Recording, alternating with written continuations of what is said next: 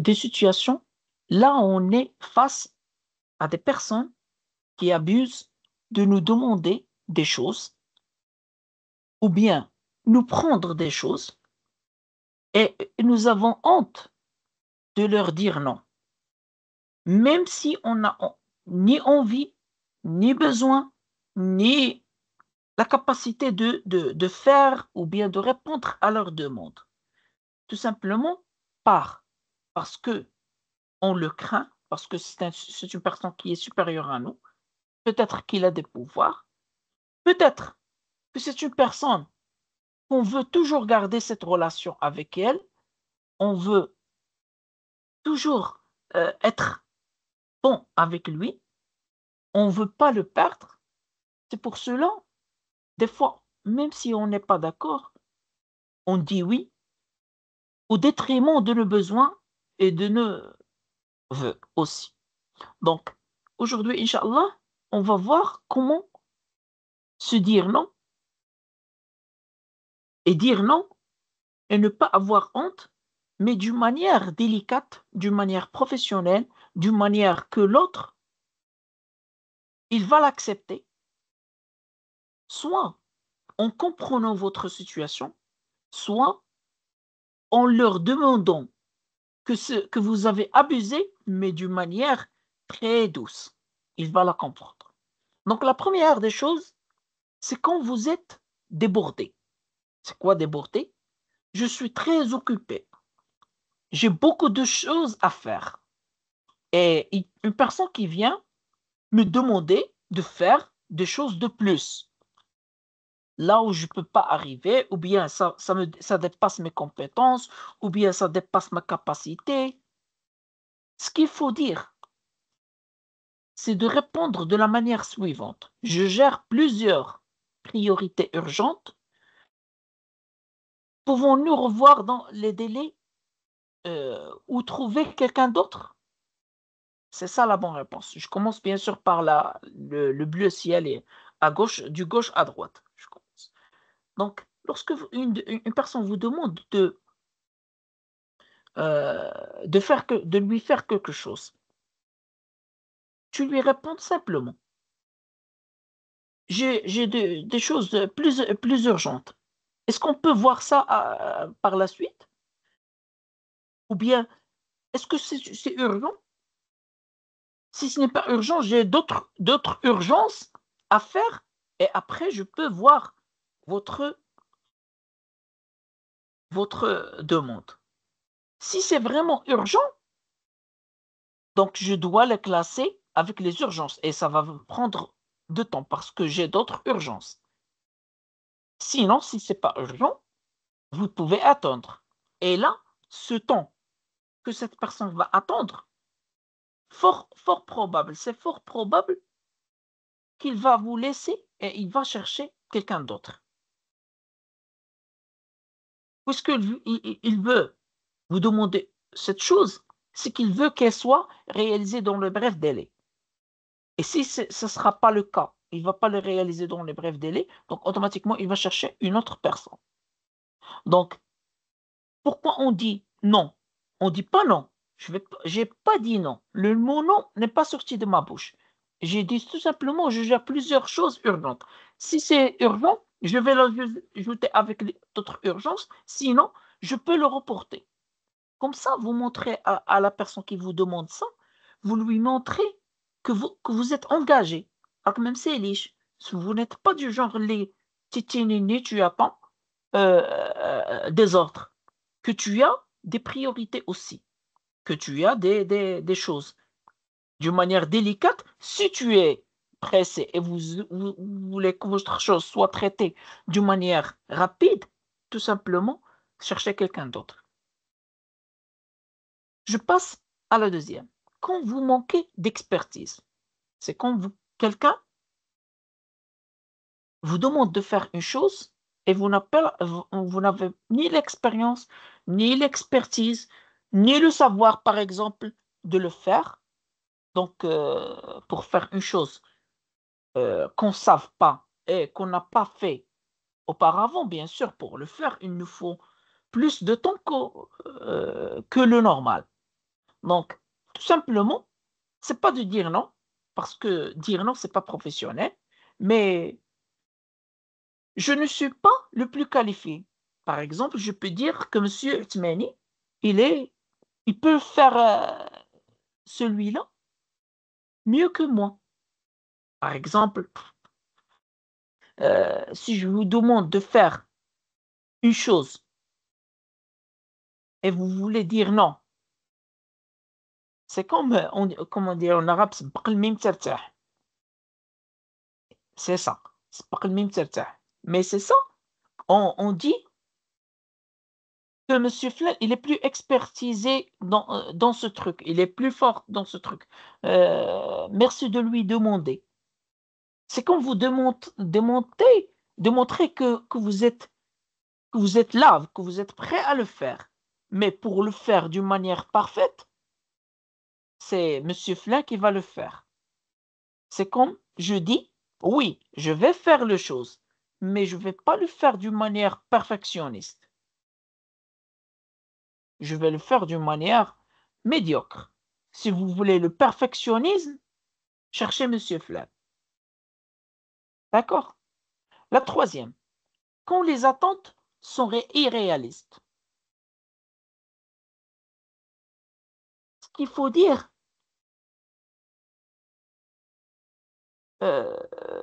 les attentes qui sont irréalistes. J'attends une chose de quelqu'un pour me le faire et il m'a dit: «Soyez sûr et certain que je vais le faire dans une journée». Et moi, le normal, c'est que, heu, pour, lui demander,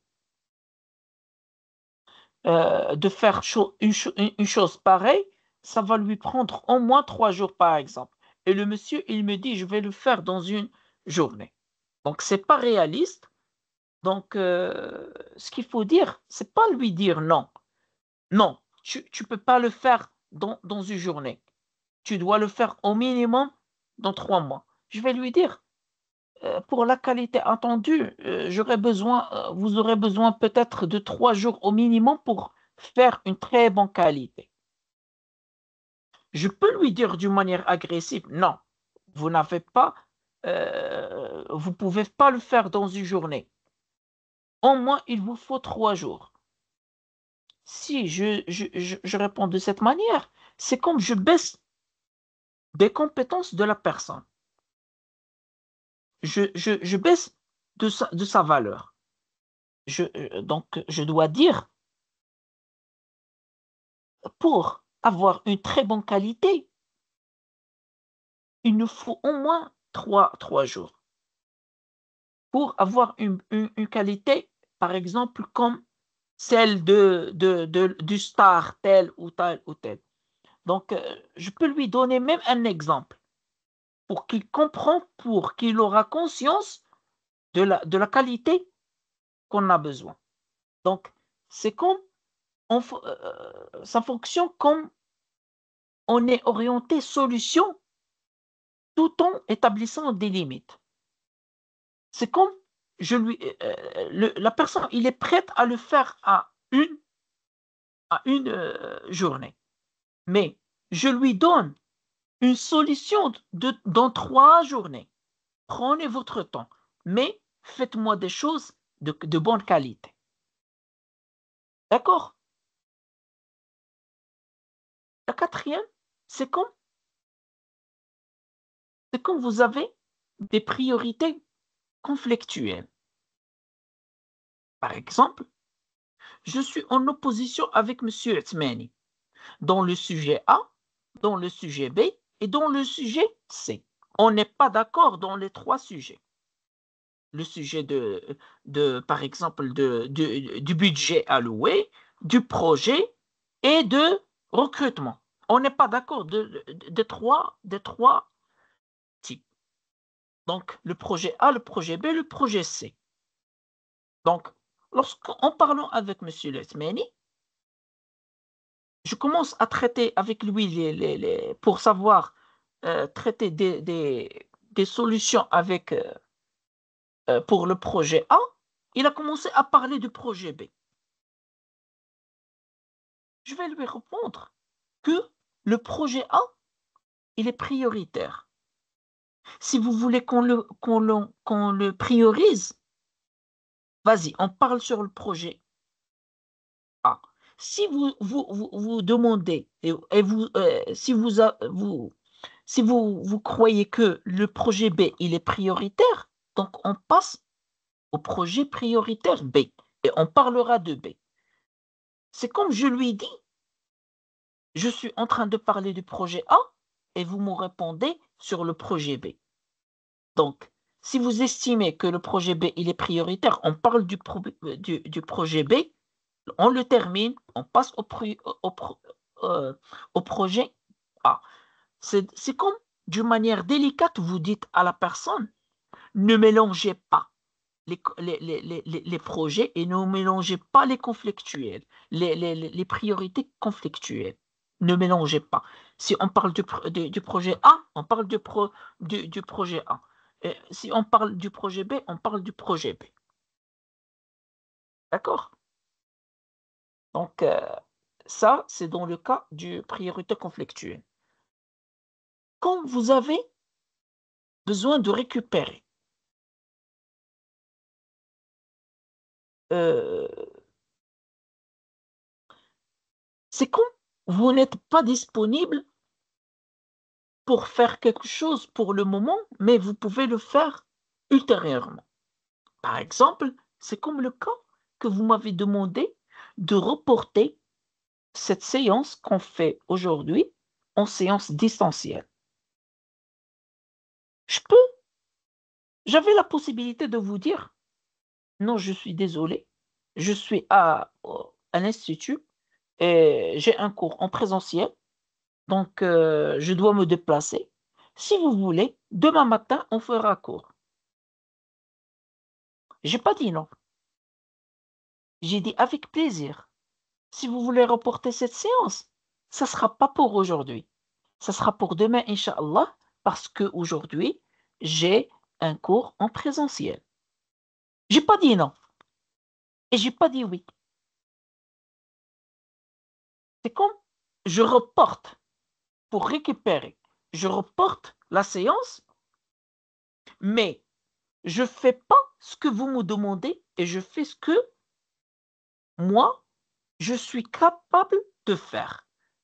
C'est comme par exemple, vous m'avez dit, reportez-nous cette séance parce que nous avons besoin de se reposer aujourd'hui, s'il vous plaît. On a 2 heures creuses. Je vais vous dire, je vais la reporter, mais ça ne sera pas pour distanciel, mais ça sera en présentiel, par exemple, en présentiel demain à 11 heures.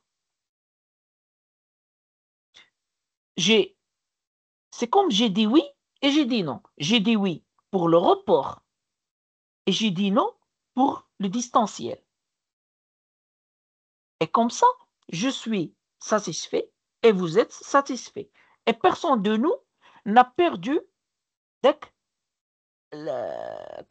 comment dirais-je donc ال يعني sa demande. حتى واحد ما تخسر له خاطره. D'accord? La 6e, c'est je crois c'est un orange ou bien moutarde. Non, c'est pas moutarde. Quand la demande sort de votre périmètre. D'accord? Supposons, de votre périmètre. Par exemple, si l'administration m'appelle pour lui faire, heu lui faire le travail du gestionnaire des stagiaires. Parce que le gestionnaire des stagiaires aujourd'hui, il était absent.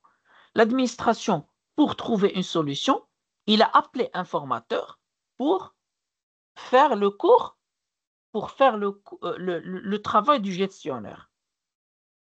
Donc, comment répondre à cette tâche? Sincèrement et d'une manière professionnelle, cette tâche, il sort de mon rôle. Mon rôle, c'est de faire de la formation. Ou bien, je peux utiliser, euh, par exemple, je peux utiliser un manque d'expertise. la réponse en vert. Soit je vais dire à l'administration, avec plaisir, mais désolé, je peux pas le faire parce que je comprends pas le travail du gestionnaire, du stagiaire, je ne sais pas comment il traite. Je peux répondre avec cette réponse, mais cette réponse, ça sera risqué. Pourquoi? Parce que tout simplement, euh, le risque que j'aurai, c'est que il va peut-être il va me rebalancer la réponse et il va me dire, c'est simple, je vais vous montrer comment vous allez faire. Et comme ça, je suis bloqué. Je peux pas dire non. Donc, la meilleure des choses, c'est de répondre d'une manière sincère et claire. Ça sort de mes tâches. J'ai des tâches à accomplir et prioritaires de mon devoir. S'il me reste un peu de temps, je peux le faire. Donc, là, je sors de la demande et je montre à la personne qui m'a demandé que cela sort de mon rôle. C'est pas mon travail. Ça n'entre pas dans mes tâches. D'accord? Vous clarifiez pourquoi ça fonctionne parce que vous clarifiez votre rôle tout en proposant une solution. Parce que je montre que c'est pas mon rôle. C'est à vous de trouver la solution. Je vois la septième, c'est quand vous avez une idée, une meilleure idée. Une personne qui a proposé une idée et moi, j'ai une idée meilleure. Je l'ai estimée qu'elle est meilleure. Je ne vais pas lui dire non, votre idée, ça ne marche pas. Non. Je peux lui dire tout simplement. Je peux, en lui répondant, j'ai une approche plus efficace. Ou bien, j'ai une idée plus efficace. Ou bien, euh, si vous voulez, euh, je peux vous montrer une solution meilleure, tout simplement. Et non pas dire non, refuser. Non, votre idée, ça marche pas. Votre idée ne colle pas. Et vous allez commencer à la critiquer. Non, critiquer l'idée de l'autre, ça va baisser de votre valeur et ça va lui demander, lui donner de l'occasion de vous critiquer aussi et vous attaquer aussi. Donc, pour éviter qu'il m'attaque et qu'il me critique lui aussi, je vais lui dire votre solution, elle est bonne. Mais permettez-moi de vous proposer une solution meilleure. Comme ça, cette personne, même s'il n'est pas d'accord, il est curieux de savoir qui est meilleur de lui. D'accord? Donc voilà la réponse, c'est de vous montrer quelque chose qui est meilleur sans baisser la valeur de la personne qui a ou bien de baisser de la valeur de l'idée. La huitième, c'est quand vous avez protégé votre équilibre, quand vous devez protéger votre équilibre. Par exemple, euh, vous me demandez de faire, le cours en distanciel et aussi j'ai mes engagements aussi. J'ai une famille, j'ai des enfants. C'est pour cela que je vous ai dit que je vais faire le cours à 15h30 et non pas 15h. C'est parce que je voulais reprendre mon équilibre. C'est vrai que ça sonne à 14h40, donc j'ai 20 minutes pour me déplacer chez moi. Donc à 15h, peut-être que je suis chez moi. Mais j'ai pris 30 minutes pour récupérer mes enfants, pour prendre du souffle, parce que j'ai traversé tout Marrakech pour arriver chez moi, pour reprendre mon souffle, mon équilibre et préparer le cours et commencer le cours d'une manière facile. J'ai pas dit non. Vous avez dit, le cours, ça sera en distanciel. À quelle heure? À 15 heures? Non, à 15h30. Parce que j'ai un engagement et je dois me déplacer pour le faire et par la suite, je ferai votre demande. C'est comme je fais un petit chantage. Si vous voulez le cours à distance, donnez-moi 30 minutes pour me déplacer et pour me reposer. Si vous n'êtes pas d'accord du 30 minutes, donc je ne suis pas d'accord pour vous faire le cours en distanciel.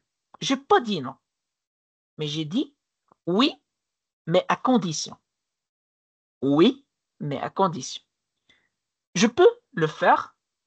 Monsieur, on a besoin de faire le cours en distance. Oui, avec plaisir, mais au lieu de le faire à 15 heures, je vais le faire à 15h30 parce que je dois me déplacer pour prendre mon souffle, faire ma prière, apporter mes enfants et comme ça, je suis clair et je peux vous présenter le cours. La dernière, c'est quand la demande manque de clarté. Par exemple, si une personne, il vous présente ou bien il vous pose une question ou bien il vous demande quelque chose qui n'est pas clair. Qui n'est pas clair, soit d'une manière volontaire, soit involontaire. Ça peut être le cas que quelqu'un, d'une manière volontaire, il vous pose une question pour vous faire répondre à une chose fausse, pour vous engager de vos paroles. Si vous sentez qu'une personne, il vous pose une question d'une manière directe ou indirecte, et la question, il n'est pas clair, d'une manière volontaire ou involontaire, toujours, vous demandez un éclaircissement avant de répondre. Sinon, si vous répondez, soyez sûr et certain que votre réponse, ça sera fausse. Votre réponse, ça sera fausse. Et vous serez tenu par votre parole. Donc, dans ce cas, la réponse, ça sera la suivante. Pourriez-vous me préciser l'objectif et le délai pour que je réponde efficacement? Soit, par exemple, vous avez besoin du temps. Des fois, on a besoin du temps pour répondre. Si je vous dis, par exemple, est-ce que vous allez choisir le commerce ou bien la gestion? Si vous dites gestion et euh, et vous voulez revenir en arrière, vous êtes foutu. Donc, comme ça, vous allez répondre à une réponse entre les deux que je vais dire tout de suite. La première, s'il vous plaît, est-ce que vous pouvez me donner un peu de temps pour réfléchir et chercher plus d'informations pour que je puisse vous répondre? Je peux vous répondre demain, Inch'Allah. Comme ça, j'aurai plus d'informations. Je cherche un peu sur le domaine du commerce, sur le domaine de la gestion et je vais vous répondre. La réponse sera demain, Inch'Allah. Et ce sera une réponse définitive. Ça, c'est la première réponse. La deuxième, c'est que vous allez dire, est-ce que vous pouvez m'éclaircir plus ou bien me parler plus sur le domaine du commerce et le domaine de la gestion? Quelles sont les perspectives? Quels sont les avantages? Quels sont les inconvénients? Quels sont les besoins que je dois avoir? Quelles sont les compétences plutôt que je dois avoir pour être bon dans les compétences et, et ce que j'en aurais besoin pour être bon ce qu'on appelle dans le commerce. Donc, c'est comme je rebalance la question pour, pour comprendre mieux, pour comprendre mieux la question et savoir répondre efficacement. Ou bien je prends mon temps pour mon délai pour bien répondre à la question. D'accord?